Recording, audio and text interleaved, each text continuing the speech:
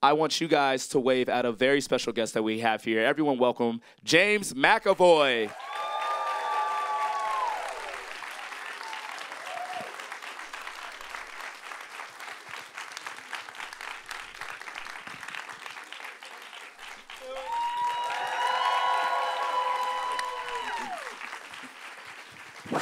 Hello, hello. Thank you very much. So I want to get started because like we just got done with a very big weekend, like probably one of the biggest weekends in pop culture, San Diego Comic-Con. You just came back from there, right? I did, yeah. It was fun. I got to watch the movie with an audience for the first time as well, which was amazing. And I've got to say as well, watching it with American audiences is usually so much better than watching it with any other audience.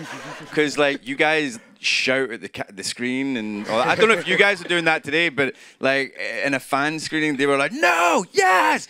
And when I get killed at the end, they were all cheering, and I'm like, "Oh fuck!" And then it all went quiet, and just as it went quiet, the little boy's face is like still there. And somebody in the audience went, "Get him, Tiger!"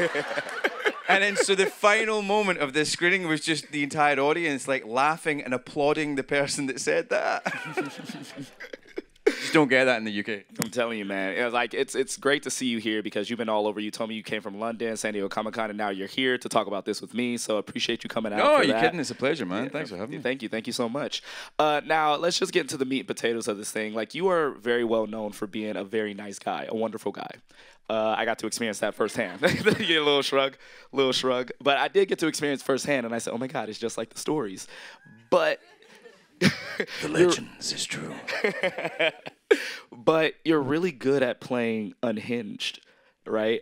I guess so. Yeah. Is it? What's up with that, man? Like, are you like? Do you have a thing where you need to remind people how scary you can be? No, I mean I just get short man complex, so I'm just like, I'm constantly going. No, I am scary. I am scary. Please, if you were like 8 years old, you'd be terrified of me. No, I don't know, man. It's always just me. There's nothing else. There's no transformation. There's no. I was gonna say there's no characterization. That's not true. But like you're always just looking for pieces of yourself that are like the character, and then you go, I don't have those pieces, and then you go, yeah, you do, because we all have it in us to kill. I believe we all have it in us to steal. We all have it in us to try and be cruel and torture and dominate and all these things. We might not cultivate those parts of ourselves. We might not let those parts grow. We might shut them off at a very young age because we understand that it's wrong, but they're all in us. And so you're just looking into yourself for what would need to happen to me, what would needed to have happened to me, what decisions would I have made at a younger age to lead me to become somebody like this, to help me tell this story. And you just sort of, using your imagination, you water those little seeds inside you and you let them grow in your imagination. And then when I do that, I seem to be able to play crazy people. Yeah. But do you know what? The most fun thing about playing him was that he's having fun. Mm-hmm. He's clearly a narcissist. He's clearly a sociopath. He's possibly a psychopath.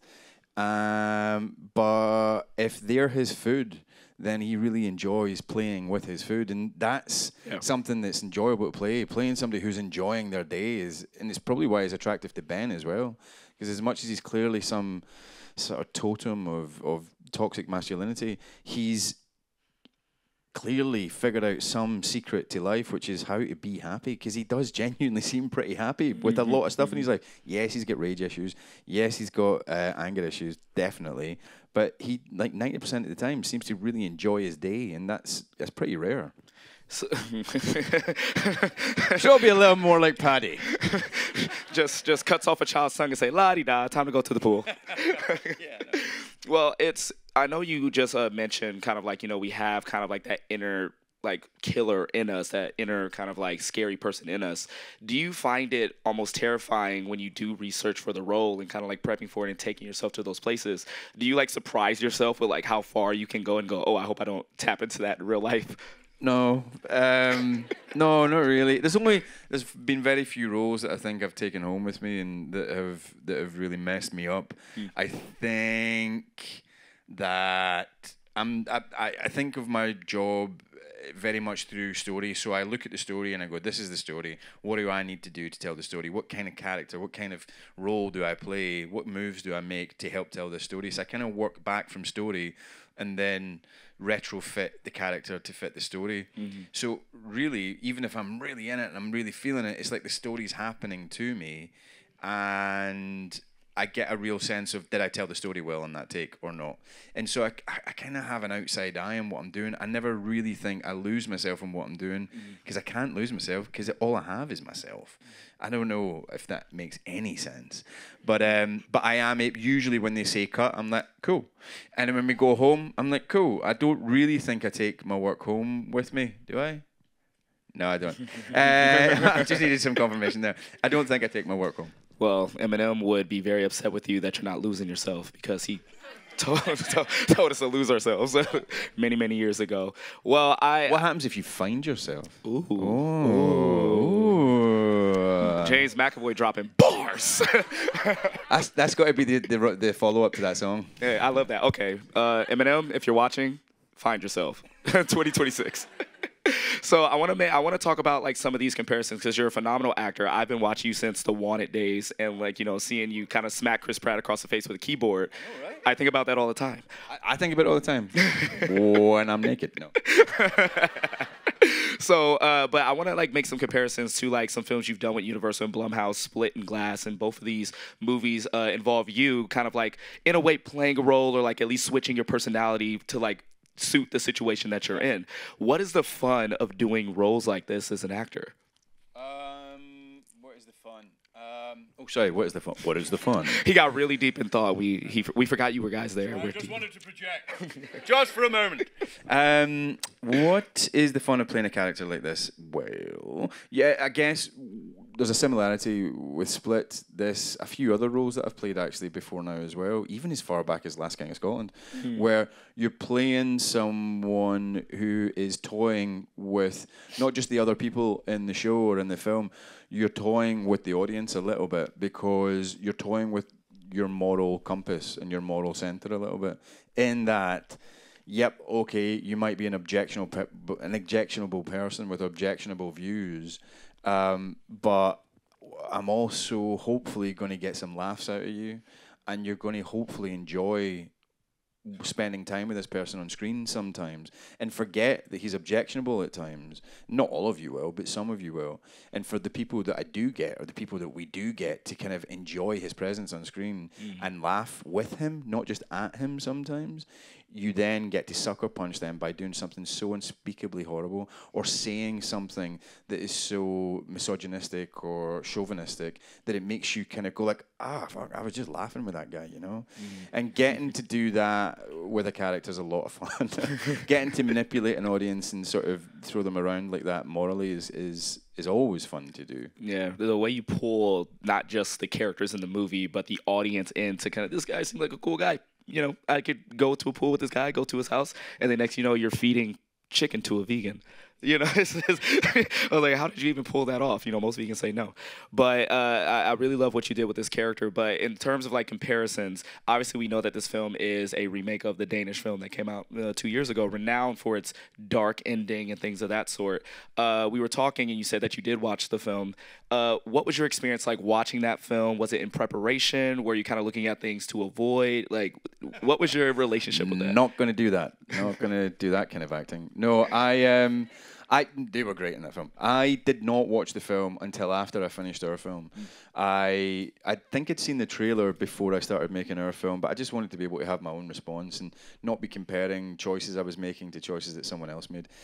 I think I watched it within 24 hours of finishing our shoot, and it was great. It was really good, and it was so much fun actually to watch what another actor did with a similar situation, but then go like, oh, they did something completely different. It is, I think, if you haven't seen it, it's worth a watch just because it's an interesting exercise in watching two different filmmakers and two different sets of actors do some similar things and then do completely different things as well. Yeah, so we talked very briefly about kind of like the close proximity of the release of these two films, and this the original came out in 2022. This one comes out this year, 2024. And are you like aware of people kind of going like, oh, why should we release these two different films close together? When in reality, we've seen films do that before. Sometimes the same type of film comes in the same year. But what is your thought process on like the audience reaction to that? I think there's the two kind of ways to look at it, right? There is this. It was a Danish film that some people saw. Not a hell of a lot of people saw it. There is a massive market out there for people who want to watch English-speaking films only, and they will not watch that film. And so if it's a great story and it wants to be told to a larger audience, then we can do that. And so that's what we did. The other thing to look at is this. Macbeth has been done 5,000 million gazillion times since its first performance, and nobody's ever gone, oh no, a remake of Macbeth. It's not even called a remake. It's just called, hey, there's a production of Macbeth coming on. And you don't go, oh, I'm making a remake. You don't go, I'm going to go watch Patrick Stewart. I'm going to go watch Ian McKellen. I'm going to go watch Richard Burton. I'm going to watch them all do it because they did it. And I'm going to like compare myself to that. You just do your own version of it. Yeah. And so in a way, I don't even care if I never even thought we were making a remake. I just thought we were making a movie. Right. If someone wanted to remake one of my movies in a different language for a market that doesn't want to watch English-speaking movies, go for it, and do it 6 months after I've finished. Do you know what I mean? It's spread the good news, spread the story. I feel that. I'm trying to think of like a foreign actor to like recreate Split. For, you know, who do you have somebody in mind for that? Trying to get somebody a job. Trying to get somebody a job. Yeah, no. Well, we'll think about that, and then we'll like pitch it to Universal and Blumhouse later. How about that? All right. So what I really was like digging about this is like, this movie is really about kind of like, I've described this movie as a nightmare for parents and a nightmare for married couples. I think it's also a nightmare for people on vacation. You know, you put those things together, you get the worst like cocktail ever. You meet a guy at the pool on vacation after seeing this film, you're like, fuck no. No, darling, do not talk to that guy. Just walk the other way. Grown adults will get stranger danger. No. If you got a cute kid, I'm walking the other way. I don't know what you've done to that kid. I don't know what you've done to that kid, man. But as a father myself, you know, there was like many moments in the film where I was like, you better not do my kid like that. You better not put my kid in a bed with somebody else. Like, that's just, like, who does that, right? And so, like, as a father, like, what was your relationship with your character and kind of like diving deep into like the worst version of somebody that you would meet on the street? I mean, this guy is somebody I'd spend about 3 minutes with this guy before walking the other way. I would not want to hang out with Paddy. Parent-wise, I don't know. It never made me think too much about my kids. I do think that oftentimes you'll see somebody mistreating might be harsh, but like we saw someone hit their kid in the way to this screening just now, actually, and you just kind of go, oh shit, and then you drive past. And I think that I've seen people really put their kids down in the playground, and you kind of just let it go. You don't step in, do you? So I don't know. That's part of what the film is talking about: social compliance, how much shit we're prepared to see and absorb and take and not say anything. And that's on a societal level. That's on a level with your government and your institutions that run our lives. We still pay our taxes, and we very rarely protest, even when we see injustice all around us. And, you know, arguably, even on the most fundamental democratic level, not everybody even votes. In fact, such a massive proportion of people do not vote. That is your chance to not just socially comply. That is your chance to have a say, and people don't even do that. But it goes to extremes sometimes as well, and we're seeing extreme things happen, and we just absorb it and let it happen. And that's, I guess, what Ben and Louise represent in this film, is the tendency we have when we've signed the social contract.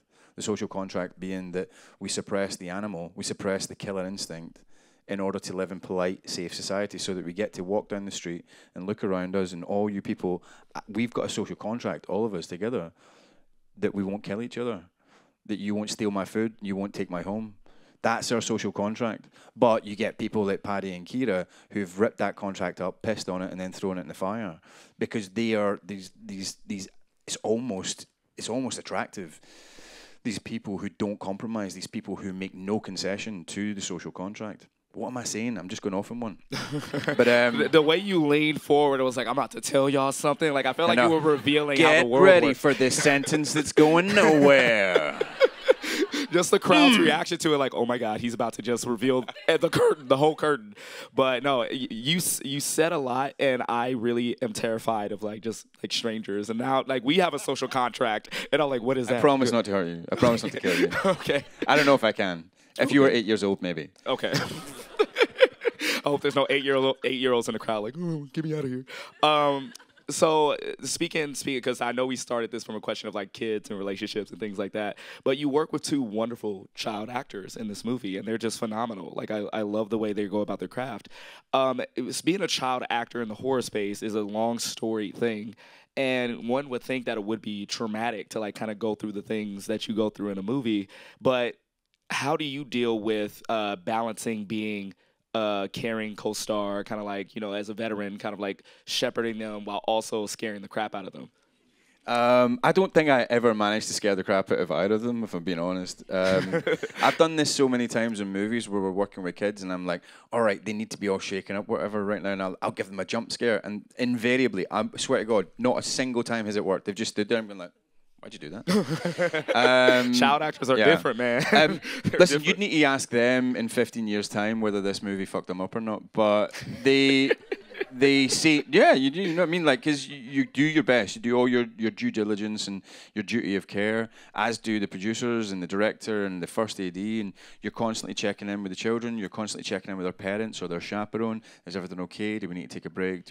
Is this too much? Should we use the safe word? I don't know. And it's banana jam. And they seem totally fine. And like, honestly, they were having the time of their lives, the two of them. They became bosom buddies, and they were like running around this big farm that we were filming in for 7 weeks in the height of the English summer, which was particularly gorgeous that year, and just like finding bugs and doing little school classes and playing football out the back, and then they come in and like be mutilated or something. And they seem totally fine with it, and that's all you can do. But yeah, I don't know. I've said this often. I don't think I'd ever put my kids on camera. It's a weird. It's a weird place, but you endeavor to make it as safe a space as possible as you can. Definitely. Okay. When it comes to like again, not just working with the kids, but like with your castmates, is there an element of surprise there? Is everything kind of like scripted out? Because there was one scene that I felt that you were just kind of riffing and going, and I'm just like, this guy's in his bag. Like, you know, the scene where you take your son's legs and you start like dancing for him. Everything just seemed kind of like I was like, Jude. Oh, that nice little comedic scene. Yeah. That was a weird scene to shoot, and it was kind of weird. It was pretty much solidly scripted. James, our director, who did a great job, I think, not only writing the script, but calibrating on the day and then calibrating in the edit, because it was quite a tight line of tension versus comedic levity and then the horror until it actually kind of really combusts at the end. He wrote a good thing, but he also let us pitch in massively and really welcomed our input. But then it would kind of be written. It wasn't so much like improv on the day, you know? Right. Okay. So, because again, I was looking at your castmates and I was like, do they know what's going on? They seem genuinely terrified. No, they're just really good actors. Just really good acting. I just wanted you to admit that for the camera. So, you know, James McAvoy thinks he's a really good actor. So listen, clearly, I've made it all the way to the middle with my really good acting. So don't worry about it. Love that. So when it comes to your characters, I've been dying to kind of know this. Is there any real life inspirations for your character? Like when you were studying, doing research, were you looking at like real life sociopaths, or was there like a lot of true crime Netflix binges? No. And there was. You guys ever seen a play called Jerusalem? Anybody seen Jerusalem? We're not as cultured as you, apparently. It's like one person at the back. Next one. There is literally one person. Yeah, acting major. Must have seen it. There's a character in that called, is it Rooster Coburn? Is it Rooster? I can't remember his second name. One person? Is it Rooster Coburn? Is it Rooster Coburn? And it was a part that was played by Mark Rylance twice, actually, 10 years apart on stage. Mark Rylance. And it's about this kind of English guy that lives in the woods, and he kind of lives off grid, and he's just like a local kind of maniac. And there was a little bit of him in my mind because he had a sort of real love of old England and all that. But other than that, no. There was one image I had in my mind because at the beginning of the movie, I wanted him to appear a bit softer, and so we put him in like softer clothing, like more kind of silly clothing, and to make him a little less dangerous, to make him feel a little safer. And I wanted to like have my belly out a little bit more and like just look a bit softer. Then by the end of the movie, I kind of made sure I'd leaned up a little bit, and I did all that stupid shit that actors do before they do a take when they've got their clothes off, and I'm like, push arms. James McAvoy getting his pump in. Totally, yeah, to kind of make yourself more animalistic and more cut and all that rubbish to make yourself seem more dominant and scary at the end. But yeah, that was the only image I had in my head was that at the beginning. It was probably an image of Ray Winston in Sexy Beast. Don't know if you know that film, where he's just like all out at the pool and he's like so comfortable in his masculinity that he doesn't care if his belly's out and all that. And that's I kind of stole that image a little bit, and then I stole a little bit from Mark Rylance as well. I love Mark Rylance. I think he's a phenomenon. He's incredible. Last question I want to ask you, because I really do feel like every movie has kind of like this one moment for an actor where there's a scene and you finish the scene. Is there a moment where you finish the scene and you were like, this is what acting is all about? Like, this is why I love doing this. And then I said it, I went, this is what acting's all about. Every actor says it. What do you mean we're doing another take? Yeah. I actually know an actor who said that once. He said to the director, he didn't do an audition because he was a big star. And he met the director and he went, do you know why I'm doing this scene? And I won't do his accent because you'll know who it is. He went, do you know why I'm doing this film? Because this scene here, where he does this speech and he turns around to the camera, he turns around to the other person in the scene, he's like, see you around, or kid or something like that, walks away. And he went, and do you know something? I'll do that scene for you in one take. And they get there to the day and he does his first and only take. And they shout, cut! And he's like, good night, folks. And as he's walking to his car, the director's like, how do I tell him we need to go again? he's like opening the door to the car, and he's like, I won't tell you his name, and he calls him back and he does another take, but he was genuinely devastated. It was Michael Fassbender, wasn't it? No, it was a much older actor. It was a much older actor than that, and not an Irish actor as well. You'll never know. I feel like it was an Irish actor now that you said that. It was very specific. No. He's English. He's English. Okay. Yeah. Way to throw him off the scent, James. Way to throw him off the scent. Well, I think that's all the time that we have for today. I really appreciate you coming to us and talking with us about Speak No Evil, man. And then, guys, give it up for James McAvoy. Thank you, everyone. The movie comes out September 13th. Make sure you tell your friends how crazy and bonkers it is. Look, he's doing the walkaway thing right now. He's like, that was one take. Ooh, that was a good one. Hey, James.